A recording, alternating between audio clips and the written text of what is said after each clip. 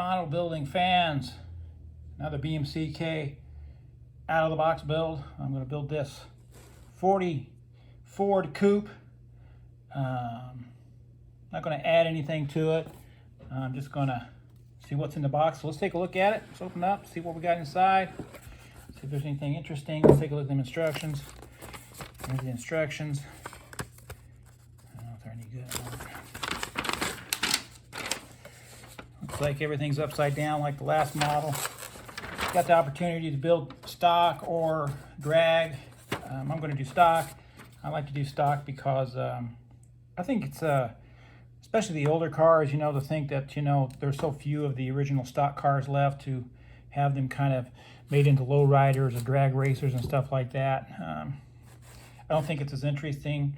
And of course, it's not like, like you were building them in the 60s or something. There's just fewer of these kind of cars left. It's got a couple of options for the windshield, that red thing. Of course, I'm not going to use that. Here's the body. Looks like the lower half is all fused together. I kind of like to have this part here separate so I can really detail that and stuff like that, but it comes as it comes, so I'll deal with that as best I can. But I like the last kit I did where the frame underneath was separate.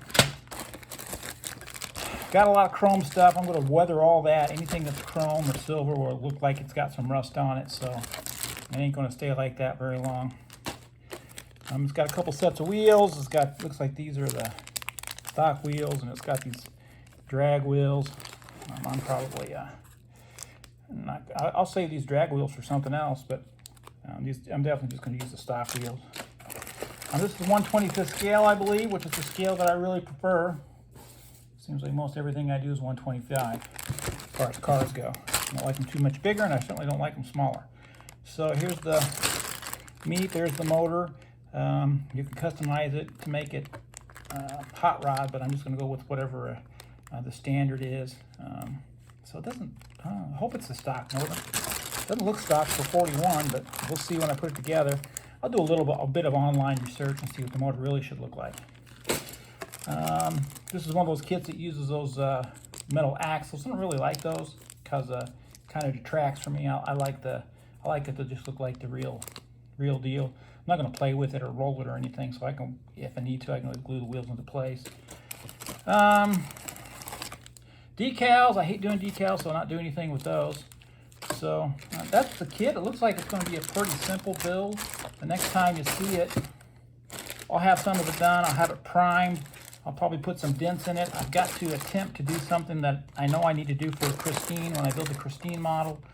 So there has to be a gash over the driver's side rear quarter panel or the wheel cover. So if you've ever seen Christine, there's a gash in the car, and I don't really know how to do that, so I got to figure out how to do that. So this is what I'm going to build next. I'm going to work on this for the next couple of days and see what happens. I don't know what color I'm going to paint it.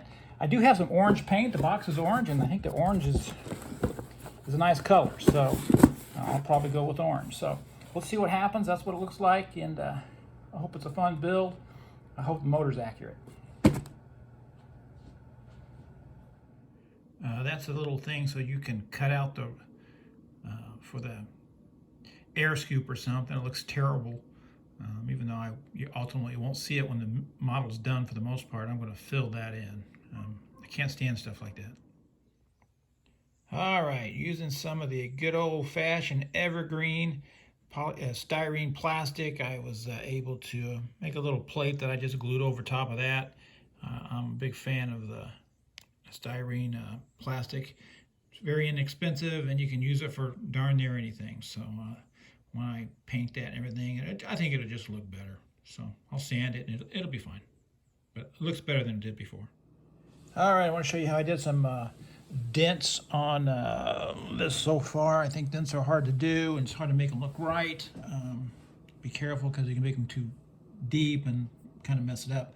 But I think I did okay. I think the secret is not to put too many. I just use the candle technique here. I just got a candle there. I put a little piece of, I've used napkin and cut a little hole in it and make it wet so it kind of isolates where I'm going to dent it, and then I warm it up, and then I just took my own X-Acto knife and just drove it down in there and kind of pushed it down, and made a little dent there, and made a little dent over here using the same technique. You know, I just use these. You get them wet, look it up online. That's where I got the idea for it. I'm trying to get that hole that I'm going to need for Christine when I do Christine. And I think I kind of got a way to do it over here on this side. Might do it with a Dremel tool a little bit, but that actually almost works. So I just heated it up. I cut it, heated it up, just used my X-Acto knife, and I just cut it, pushed it down. So we'll see if it works when it's all the way through. So that's how I do the little dents and stuff. And the secret is, I think, is not to put too many. I have a tendency to put too many, and I was going to put one here, but I don't think it needs it. So sparing on the dents. You know, there are Dremel tools where you can, you know, cut it all out and all that. So far it looks like it's going together okay. This is in 3 parts. This goes like this, like that, and then when this will go on there somewhere like that. So like that. So it looks like it's going to go together pretty good. Much better than the previous kit I put together. I've already measured everything, and it fits together perfect. There you go. All right, so I've primed everything, and now I'm going to put the rust overcoat on it. I'm almost out of this rust Model Master. I don't even know if they still make it or not. I haven't seen it where I got it at, and not a lot of good hobby shops close to where I'm at. Kind of stuck with that stinking Hobby Lobby, which I can't stand because I always tend to want to go on Sunday, and you know. So I hope I can open it. There we go.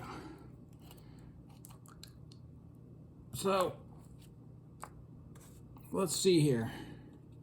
You know, I got this little sponge thing I want to try. I don't know if it's going to work or not, but let's see what it does. See if it gives me kind of a interesting look. So I'm going to do this over the entire model to kind of give it a kind of a rust look. I'm going to ask them to put in some of this tan as well, and see what that can do with that. So we'll try this. We'll look at it and see what it comes up with. Ooh, that's a lot. That's heavy there. So I'll do a little time lapse so you can kind of keep up with what I was doing, and we'll see what happens.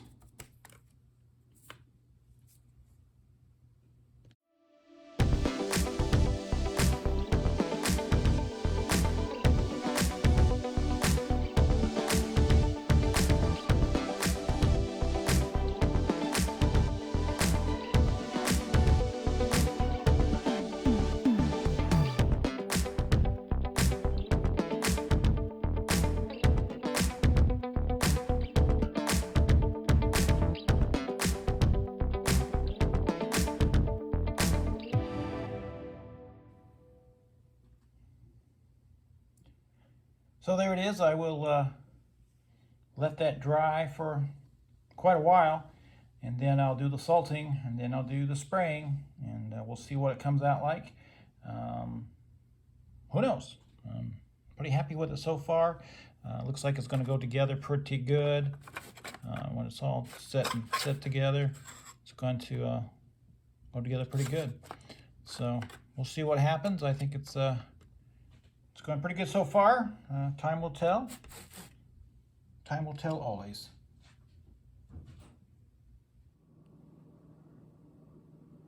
All right, so that's kind of how it came out, and a little rusty looking. Put some dull coat on it here when it's done and get rid of that shine. And I'm going to salt it. A little thing of salt here to give it the flakes and the weathering. And I'm going to spray it orange. I've got this Krylon. I hope it doesn't eat the paint away.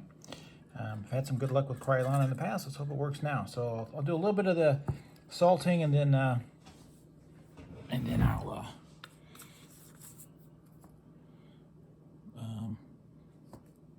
salt the rest, and I'll show what it looks like when it's finished.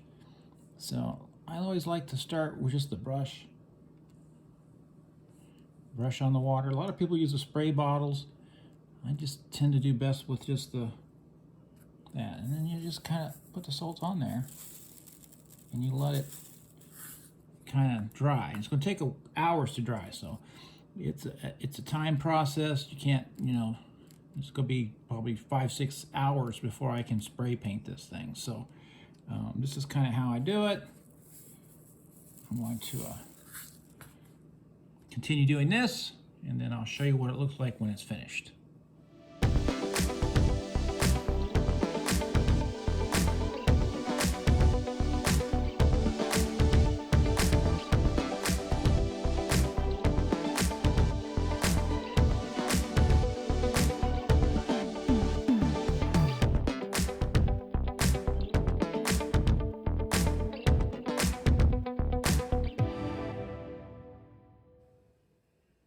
There it is, all salted up.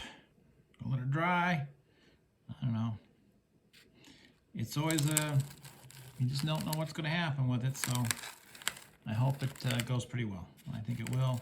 I'm going to have to dry for quite a few hours before it's going to be ready for the orange paint. I just spilled water on the table. How nice. Good thing it's a plastic cover on here. All right. Okay. Here it is. I'm not sure how it's going to turn out, but let's see. Let's start taking it off. I have found online that this particular kit has been done by quite a few people, and I think the ones I've seen are going to probably be better than the one I'm doing. So, depending on how interested in you are in this kit, do some research online on it. And it's coming off okay.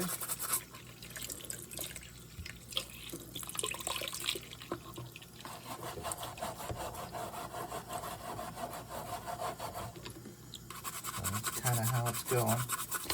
So I'm going to time lapse the rest of this and we'll take a look at it after it's finished.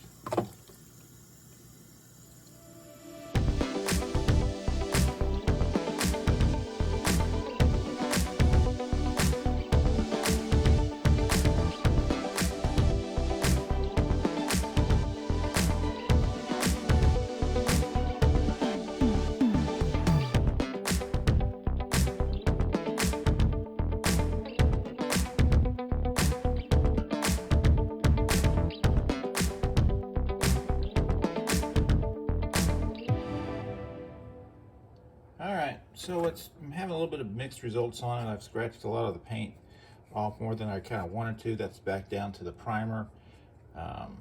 So I think I'm going to be able to fix some of this, but maybe it salted it a little bit too much, but I'm still going to work with it and see what I can do. I'm going to take it out of the water now, let it dry off, because I think it's having a detrimental effect on the undercoat, but it's not beyond repair. So I'm going to use some Tamiya weathering on it, so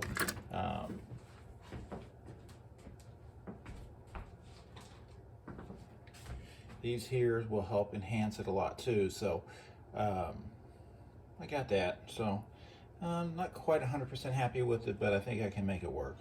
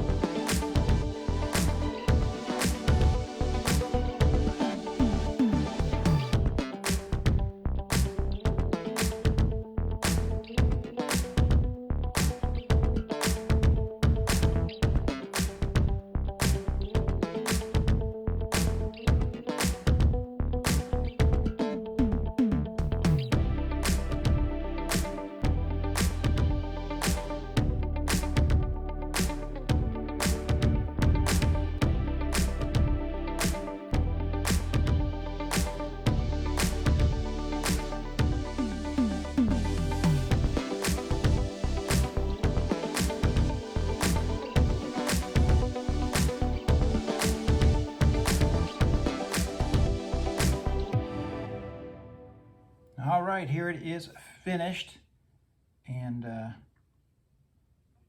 I must admit it was an easy build. It went together very well.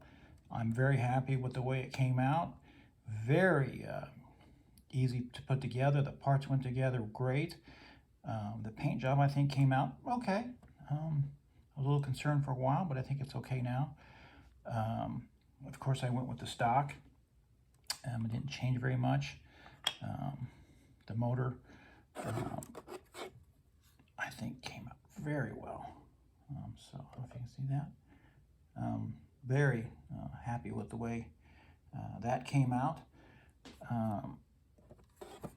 The undercarriage is very interesting. Went together very well. This is a terrific kit. There are a lot of other guys online, people, I don't know if they're guys, just people in general, who have actually done this kit, and they've done some really cool things with it. So if you're interested in building the AMT 40 Ford Coupe, look online. There's some guys that did some stuff that was much better than what I did. You can customize this thing in so many ways. If you wanted to, you can take that motor out and put a Hemi in there. You know, you could make it a low rider or do any number of things with it. So this is a top-notch kit. This is fun. I think even young kids could put it together relatively easy. All the things just fit together just perfect. I was very happy with it. So fun build.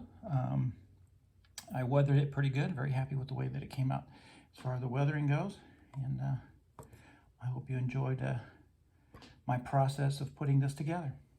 And as always, you know, model building is really great therapy. So if you want something to really take your mind off things, take up model building, and you'll be surprised the artistry that's involved and how much fun it is. And it's for all ages and all kinds of people, boys and girls, you know, and everything. So anybody can be a fun model builder. And of course, just build things the way that you want them and have fun with it. That's what model building is all about.